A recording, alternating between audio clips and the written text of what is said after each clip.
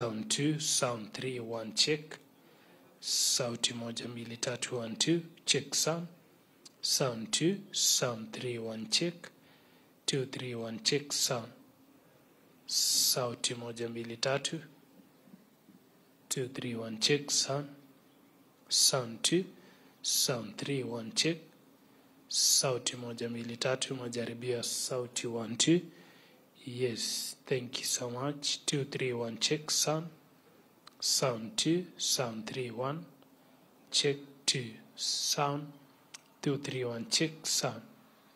2 3 1 check sound.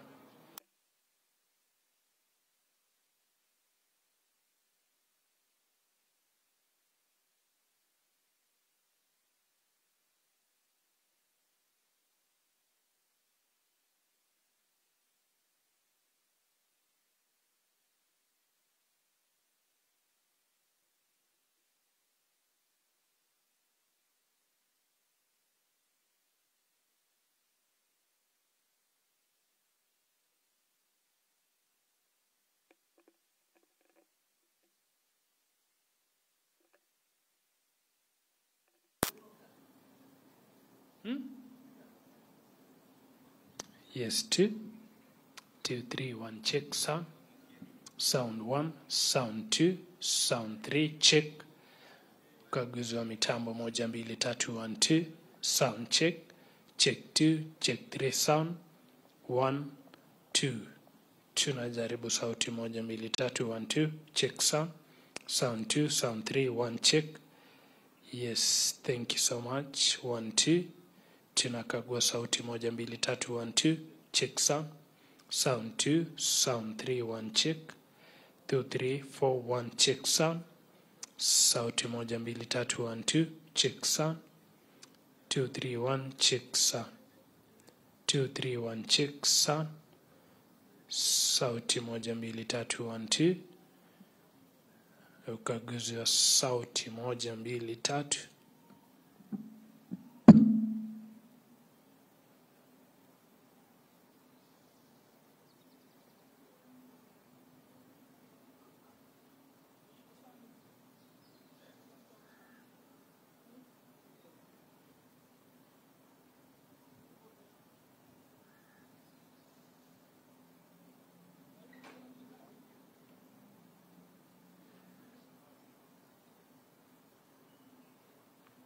Minutes, huh?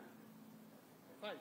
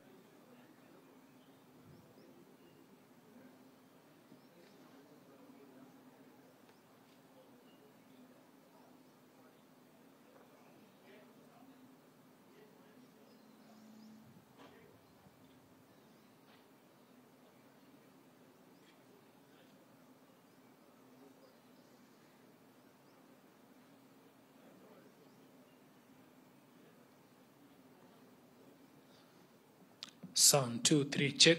Sauti 1 2 3 1 2. Sound 2 3 check. Sauti 1 2. Sound check. 2 3 1 check. Yes, tunakagua mitambo sauti 1 2. Sound checking 1 2. 2 3 check sound. Sound 2, sound 3 1 check. Check 2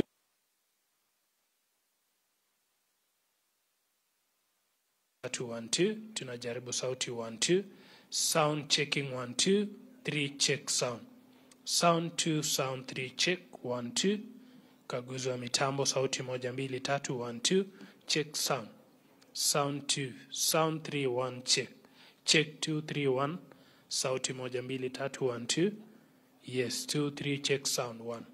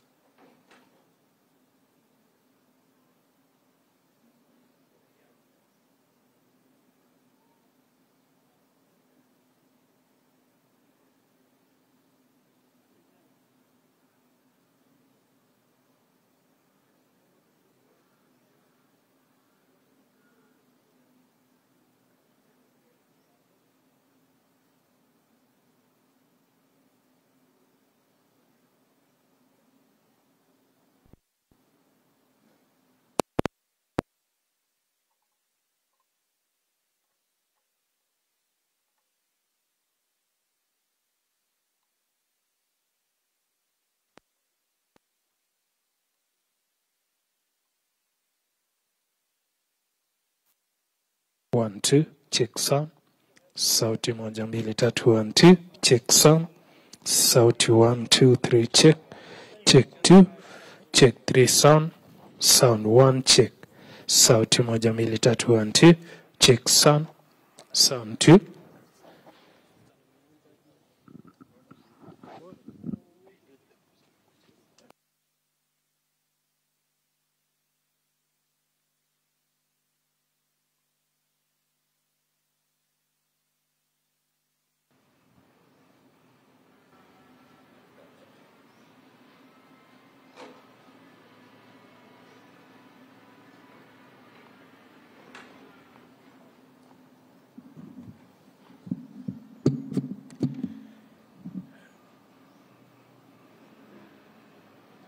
Good afternoon, ladies and gentlemen.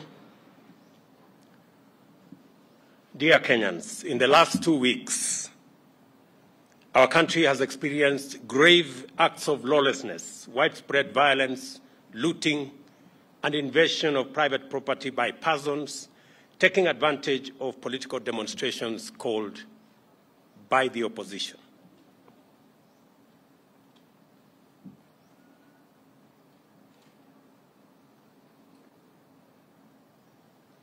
Do we start again or something?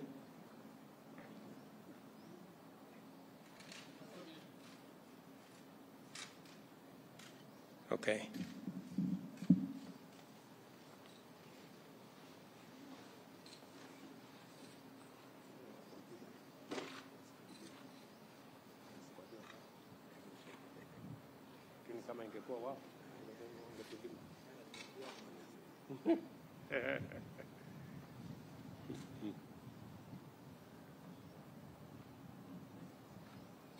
Okay.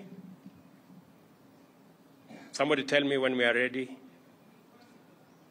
Kidogo bado, eh?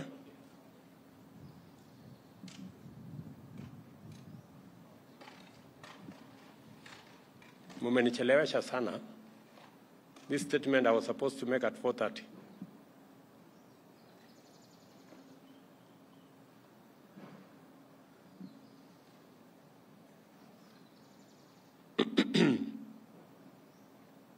Thank you very much.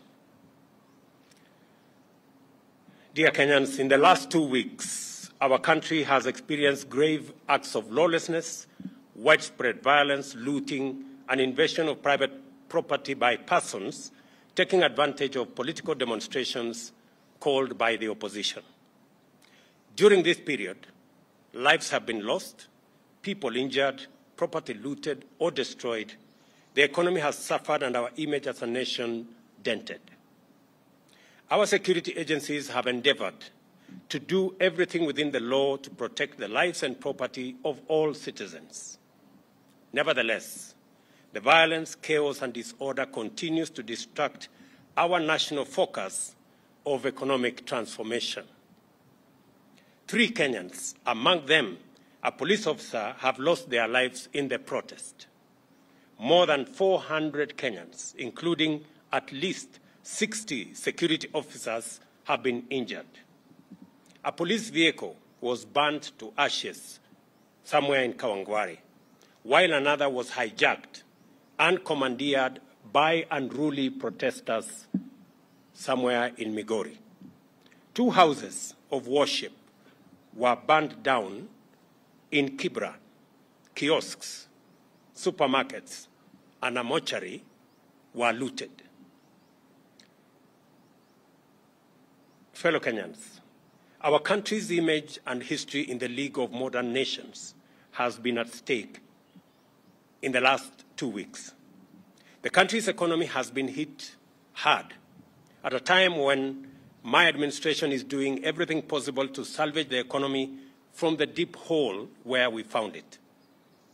My administration has instituted solid measures and policies to attract investors and through their investment create opportunities for millions of our young people to realize their potential, amongst many of the other issues that we are doing as government.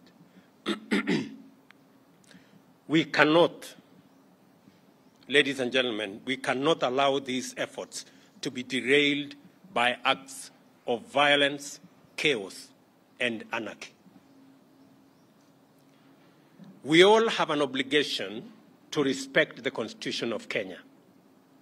This also includes the respect of institutions established and created by the Constitution. Our country's electoral system and process is anchored on the principles of our Constitution. The Independent Electoral and Boundaries Commission conducted a free, fair, and transparent general election on the 9th of August 2022, a poll that was observed by different organizations, both local and international. The Commission declared the results for all 6 elections conducted, and any contestants who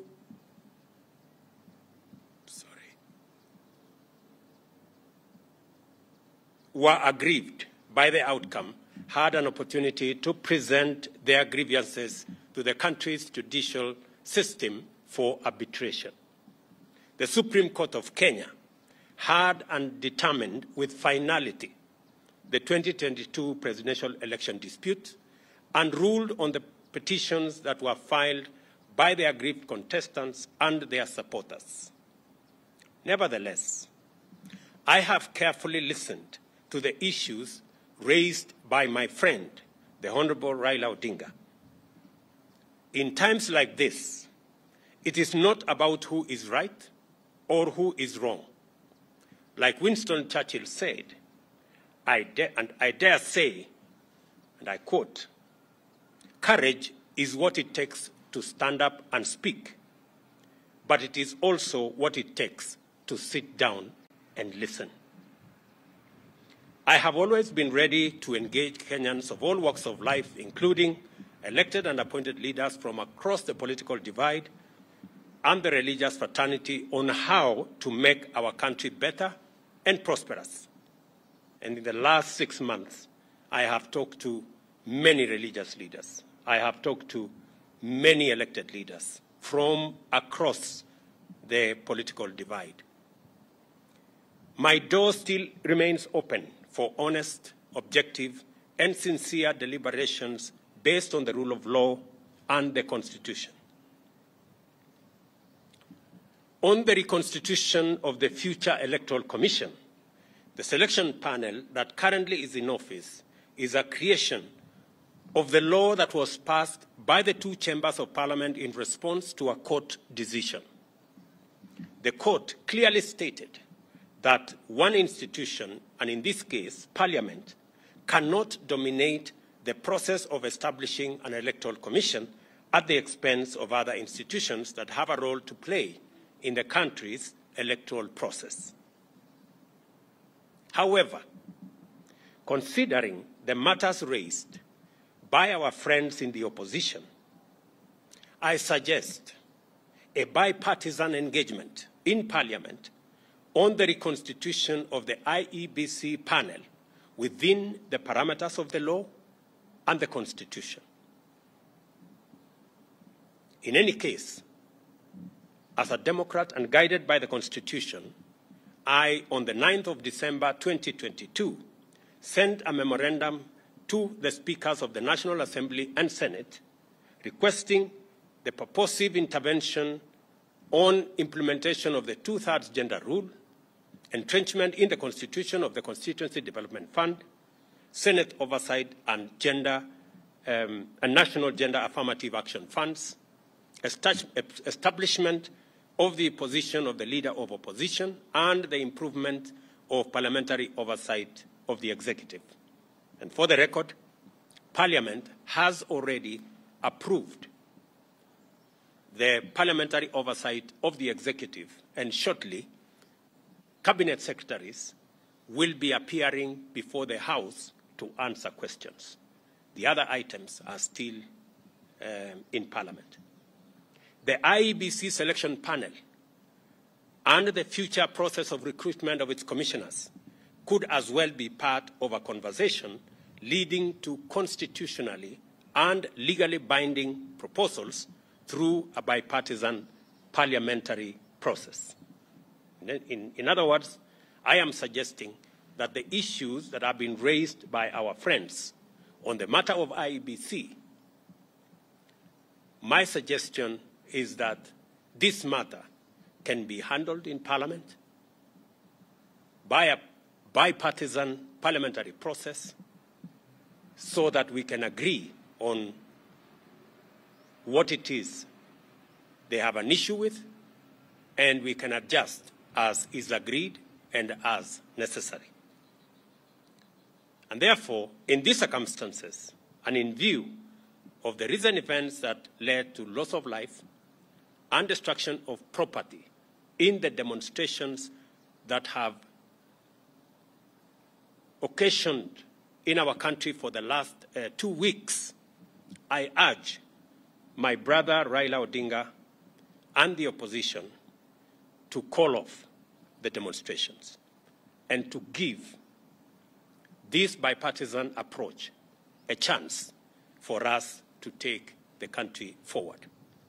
Meanwhile, I call on all Kenyans to remain peaceful and law-abiding, and I assure them that the government of Kenya will continue with its sacred duty of protecting their lives and their property, including their businesses. Thank you very much.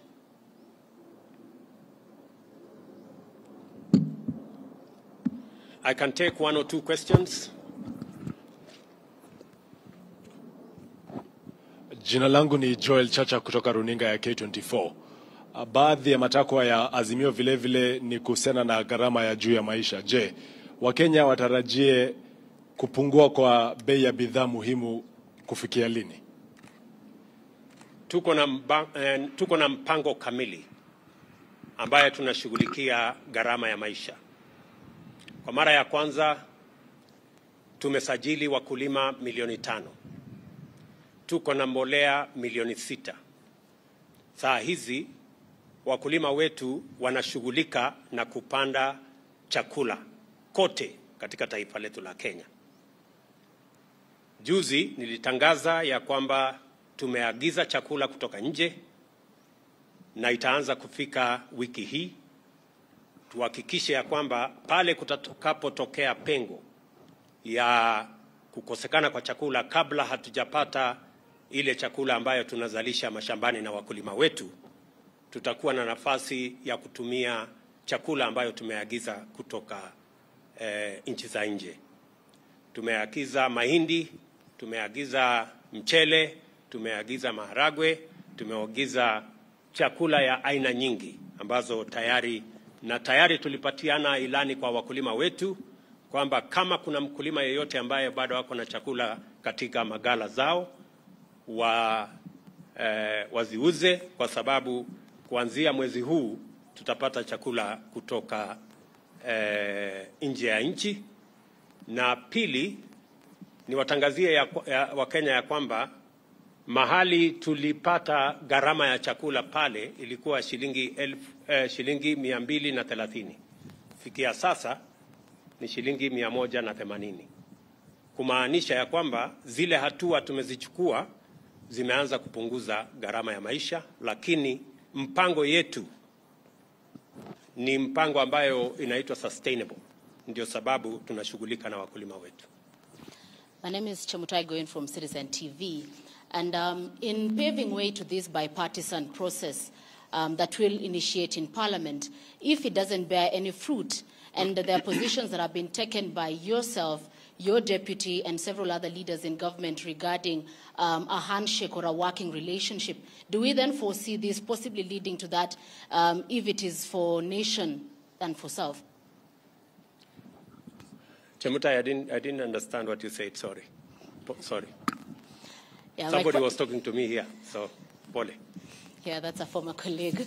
My question was, this bipartisan process that is being initiated, possibly that will start in Parliament, if it doesn't bear any fruit, and there are positions that have been taken by yourself, your deputy, and other leaders in your government regarding a handshake, do we foresee a position where maybe there will be softening of stances and a possible working relationship, even if it does not translate to sharing of positions in government?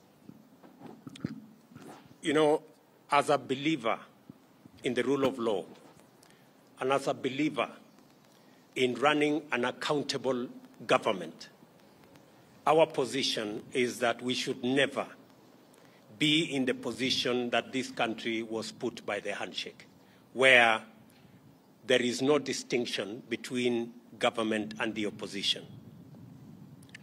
Once you compromise accountability and oversight, you are in for a lot of trouble. Our position is that we want to engage our brothers and sisters on the other side on issues that are important to the people of Kenya, them as an opposition, us as a government. That way, the system of checks and balances remains intact. Hi, Mr. President. I am Sydney Chazima from NTV. I have one or two questions. One, in a parliament where the ruling party or the ruling coalition enjoys a very high majority, how bipartisan will that process be? And then secondly, you've only touched on one of the issues that the opposition was putting forward as part of their demands. There are issues to do with the servers. There are issues to do with the high cost of living, which you have mentioned. Then thirdly, this is to do with the demonstrations. We've seen some kind of brute force against the media from the police. We would like you to address that. On your first issue, we've been this road before. We've sorted out matters in a bipartisan way in Parliament before, irrespective of what numbers there are. And in any case, the numbers in Parliament, the difference is not that much from where I sit. So I do not see any threat of any side. And in any case, when we engage in a bipartisan approach, it is not a game of numbers. It is a game of reason and how we put our arguments in a manner that carries not one side, but all sides. That is the essence of a bipartisan approach. I have responded in my statement, if you read carefully my statement, I have responded to all the issues that our good friends on the other side have engaged in. And finally, we are great believers in free media. And any engagement that puts the media in danger is not acceptable. However, in the context of the violent demonstrations, you agree that there has been a lot of violence against citizens, many citizens, properties, burning or down of buildings, including churches. In that confusion, there could have been incidences where the media was caught in the fray. I do not think there is any deliberate attack on the media.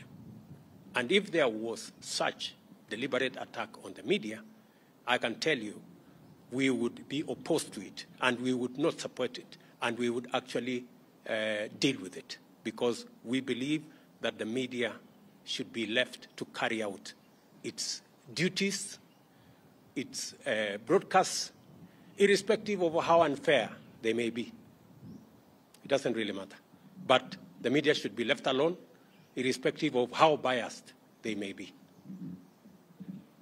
Okay, any other maneno? And just for the record, because I have seen some other people say, oh, maybe the media will be, I don't know what will be switched off.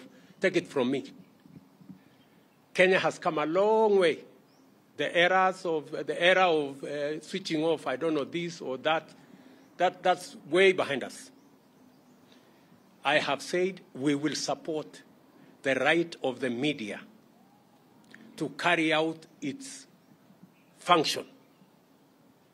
You have our absolute support, irrespective of how biased you are against us. We will support you. Yeah? We will support you to do whatever it is that you're doing. But I am sure if we exchange positions, if you are standing where I'm standing, you guys would have switched off the media. But us, we will not. Sawa. Asante.